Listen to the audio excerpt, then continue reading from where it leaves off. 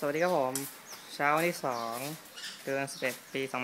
2011ขณะนี้บ้านผมจมน้ำแล้วครับผมบ้านผมอยู่ซอยสยามธรณีรามอินทรากม8บ้านญาติๆต่างๆตอนนี้จมนี่ใช้เวลา4วันครับผมจากท่อจนมาขนาดนี้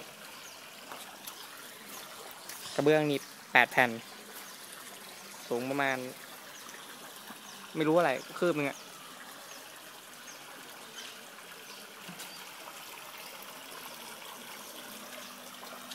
รถห่อไว้แล้วถ้าน้ำมามันก็คงลอยไปพร้อมกับน้ำทำอย่างไรดี